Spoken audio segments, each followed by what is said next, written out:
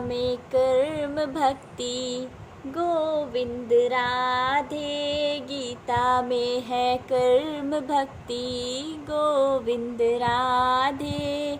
भागवत केवल भक्ति बता दे, भागवत केवल भक्ति बता दे। राधे राधे। इस पद में महाराज जी का महाराज जी बता रहे हैं कि गीता में कर्म भक्ति है। कर्म भक्ति मतलब कर्म भी और भक्ति भी, यानी जो कर्म किए जाएं वो सब भगवान से संबंधित हो, भगवान को समर्पित हो और भक्ति भी हो, साथ ही साथ वो भक्ति चलेगी। कर्म के साथ भक्ति, क्योंकि हम सबको कर्म भी करना है। बिना कर्म का अकर्मा कोई नहीं रह सकता। अगर कोई सन्यासी भी है, कोई परमहंस भी है, कोई भी है, उसे कर्म तो करना पड़ेगा, खाना तो खाना पड़ेगा, भोजन करना है, चलना फिरना है, चलेगा फिरेगा या फिर सोएगा, ये सब क्रियाएं ही तो हैं। तो ये कर्म ही तो है, कर्म ही तो क्रिया होती है। तो जो कर्म है वो करने ही पड़ेंगे, कोई भी हो, चाहे वो किसी भी योनि का हो, किसी भी जाति का, धर्म का, किसी भी अवस्था का हो, उसको कर्म करना ही पड़ेगा, भक्त हो या अभक्त हो, कैसा भी इंसान हो। लेकिन यही सारा ज्ञान, यही सारा ज्ञान गीता में भगवान श्री कृष्ण ने अर्जुन को दिया है, कर्म भक्ति, कर्मों के साथ भक्ति। क्योंकि अर्जुन को भगवान ने ये नहीं कहा है कि तुम कर्म मत करो, वो सारी भक्ति ही कर्म पर ही आधारित है, कर्म ही करना पड़ेगा, उसको युद्ध करना ही पड़ेगा, यही भगवान ने बताया। लेकिन उसके साथ गीता का सबसे बड़ा जो रहस्य है यही है कि उन्होंने यही कहा कि तू मुझे अपनी मन और बुद्धि दे दे और फिर कर्म कर। इसी प्रकार हम सबको भी मन और बुद्धि भगवान में लगाकर फिर कर्म करने हैं। हर तरीके से बुद्धि मन और बुद्धि हमारा भगवान में ही लगा रहना चाहिए और फिर दिन भर कर्म करो, सारे कर्म करो। कोई भी ये नहीं कहता कि आप कर्म मत करिए, आप संन्यास लेके बाबा जी बन के घूमो, ऐसा कुछ नहीं है। आप सारे कर्म करो, ऑफिस भी जाओ, ड्यूटी करो, जहाँ जो कुछ भी है वो सब कुछ करो, लेकिन आपका मन और बुद्धि हर क्षण हर पल भगवान में लगी होनी चाहिए।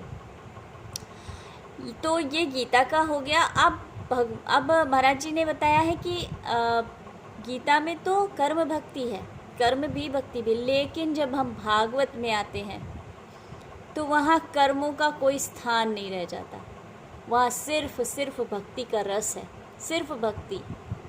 अब आप कहेंगे कि भक्ति फिर कर्मों का क्या, फिर आपको कर्म पता ही नहीं चलेंगे कि क्या कर्म है और क्या कर्म हो रहे हैं। क्योंकि उस अवस्था में जब आप भागवत को समझ लेंगे, भागवत को जान लेंगे, भागवत आपके मन में बस जाएगी, तब आपके कर्म कैसे हो रहे हैं वो स्वयं भगवान आपके कर्म आपसे करवा रहे हैं। आप कुछ नहीं कर रहे, आप कुछ भी नहीं कर रहे, सब कुछ भगवान करवा रहे हैं। तो वो भक्ति अलौकिक भक्ति हो गई।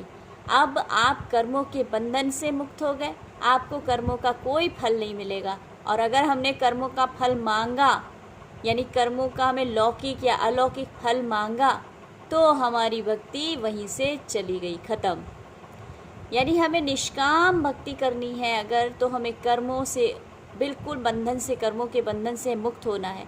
अगर हम लौकिक कामना करके कर्म कर रहे हैं कि हमें संसार का सुख मिल रहा है, हम इसलिए कर्म करना है, हमें बहुत सारे पैसे कमाने हैं, बहुत सारा परिवार कमाना है, बहुत सारा संसार इकट्ठा करना है, तो फिर क्या है कि हमें उन कर्मों में बंधन में बंधना पड़ेगा। हम उसमें बंध गए, हमें उसके फल मिलेंगे।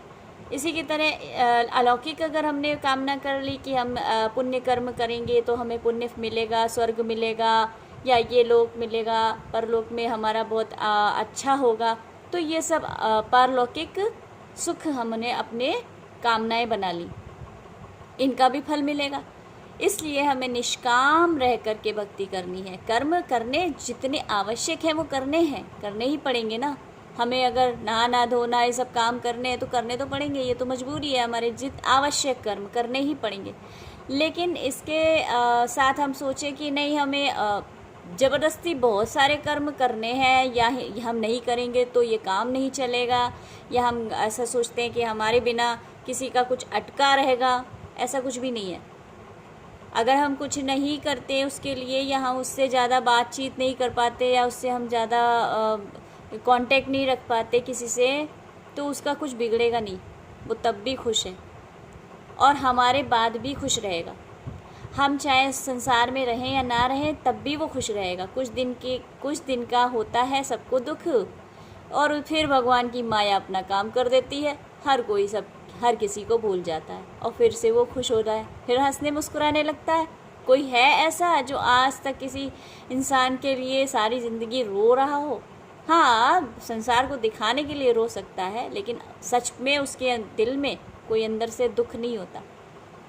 तो हमें कर्मों के बंधन में नहीं बंधना है, हमें किसी भी तरह ऐसी भक्ति करनी है जिसमें मन बुद्धि भगवान श्री कृष्ण को, राधा रानी को समर्पित हो, अपने गुरु को समर्पित हो, और फिर कर्म करिए।